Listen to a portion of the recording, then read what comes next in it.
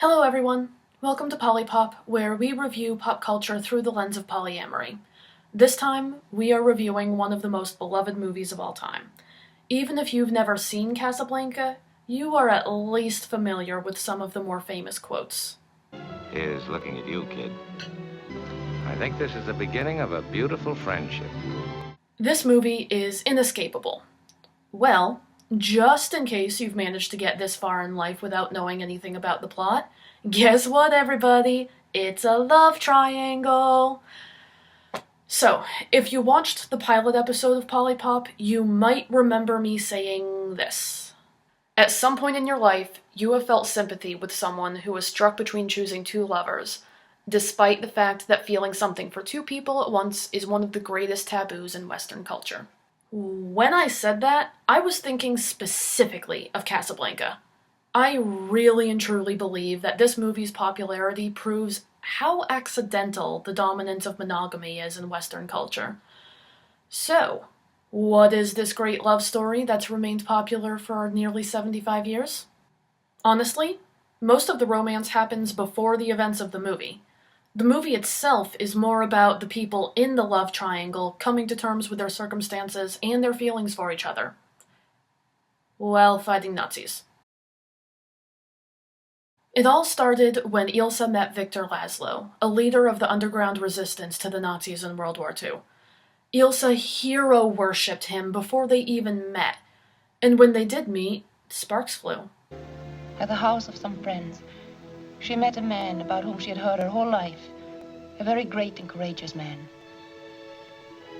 He opened up for her a whole beautiful world full of knowledge and thoughts and ideals. Everything she knew or ever became was because of him. Their love was strong enough that they got married in secret, despite the danger that it put Ilsa in, since Laszlo was such a target in the war. People do not get married in secret under dangerous circumstances for no reason. What Ilsa and Victor had must have been very real and very strong to take the risks that they do for each other. When I had trouble getting out of Lille, why didn't you leave me there?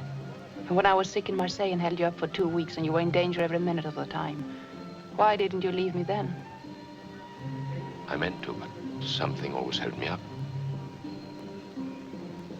I love you very much, Ilsa. Tragically, shortly after their marriage, Victor is captured and put in a concentration camp. Ilsa hears that he has been killed.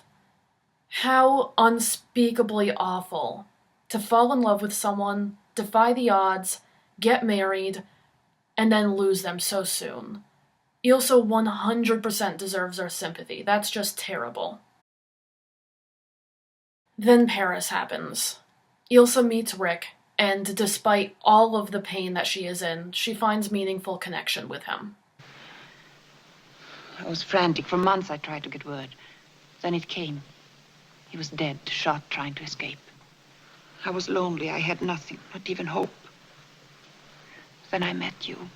Despite everything Ilsa has been through, Rick gives her the chance to feel joy again, and proves that she's not doomed to a life of misery and heartbreak after all.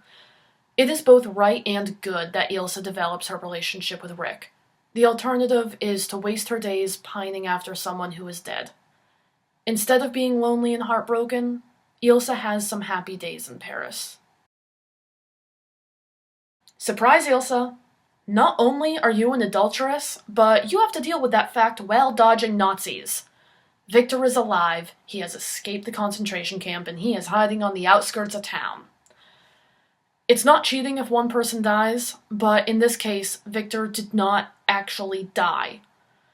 In the face of the German invasion, Ilsa does what it takes to keep both of the men she loves alive. She tells Rick she'll leave town with him to ensure that he leaves to keep himself safe, because he's not so neutral in the war either, because Ilsa apparently has a type. And then she goes to help save Victor's life because he's sick and in hiding. I wanted to tell you, but I didn't dare. I knew you wouldn't have left Paris and the Gestapo would have caught you, so Well, you know the rest. In the space of about 24 hours, Ilsa has to come to terms with the fact that she has accidentally committed adultery, all of the guilt that comes with that. She has to give up one person she loves. She's not given the chance to feel joy at regaining someone else she loves, and meanwhile, she's afraid that Nazis are going to kill one or both or all of them. If monogamy were not the default, she might have been able to celebrate the fact that Victor is alive, without having to erase everything she had with Rick. But instead, monogamous values made the day of the Nazi invasion even worse than it was already going to be. The day you left Paris, if you knew what I went through. This brings us to the events that actually happen in the movie. When we begin, Rick has absolutely no idea that Ilsa's been through hell. All he knows is that she abandoned him and he feels broken and betrayed. The movie tells the story of how Rick and Ilsa are able to come to terms with their feelings for each other, while also acknowledging that what Ilsa and Victor have matters as well. After many longing glances and flashbacks, Ilsa is able to accept the fact that she loves Rick. But, due to monogamous ideals, she hasn't quite figured out that this does not cancel out her feelings for Victor. I know that I'll never have the strength to leave you again. And Laszlo? Oh, you'll help him now, Richard, won't you? You'll see that he gets out, and then he'll have his work, all that he's been living for. All except one. He won't have you. Ilsa's love for Rick is the immediate crisis while they're in Casablanca, but her love for Victor is the immediate crisis on Invasion Day. She seems to react to whichever one is the most overpowering and immediate at the time.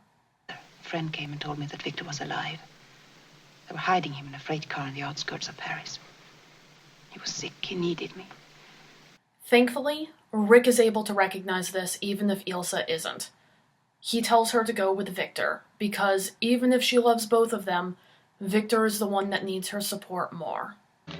Inside of us, we both know you belong with Victor. You're part of his work, the thing that keeps him going. If that plane leaves the ground and you're not with him, you'll regret it. Maybe not today, maybe not tomorrow, but soon and for the rest of your life. But what about us? All three parties recognize that the war is much more important than their own broken hearts, and they prioritize accordingly. Unlike in Hunger Games. But it doesn't take much to see that the problems of three little people don't amount to a hill of beans in this crazy world. Rick even takes a moment to lie to Victor and tell him that Ilsa does not love him anymore, just as an attempt to help Ilsa and Victor live in peace forever after. She did her best to convince me that she was still in love with me. That was all over long ago. For your sake, she pretended it wasn't, and I let her pretend. I understand. It kinda seems like Victor doesn't believe him, but it also seems like Victor doesn't care if Ilsa loves Rick or not. He gets that it was a terrible situation for her, and he feels no desire to make it worse. The first evening I came into this cafe, I knew there was something between you and Ilsa. Since no one is to blame, I demand no explanation. Everyone knows everything. Victor and Rick have no ill will towards each other over the situation, and all three of them are ready to go fight Nazis, but now they have the freedom to acknowledge their feelings for each other. We'll always have Paris. We didn't have, we lost it until you came to Casablanca. We got it back last night. This movie takes people's hearts and puts them through the grinder. Everyone feels the pain that these three do, and everyone wishes that there was a way for our heroes to have a happier conclusion. That is why I feel like this movie proves monogamy is the default by accident. No one watches Casablanca and thinks, wow, I can't believe Ilsa's such a cheating whore. They watch this movie and think, oh my god, these poor people.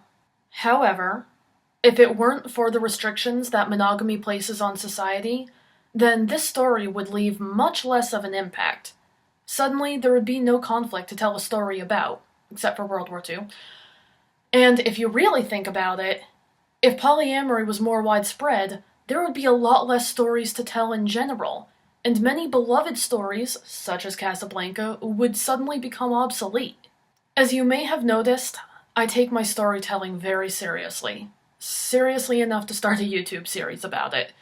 So a part of me really does recoil at the idea of losing so many stories when stories matter so much to me. But If it means that there would be more joy and less heartbreak to go around, that can only be a good thing. Maybe someday, in a poly-friendly future utopia, historians will look back at stories like Casablanca and say, wow, look how silly and backwards their values were. Thank God no one has to choose one love over the other anymore. Still the same old story, a fight for love and glory, a case of do or die.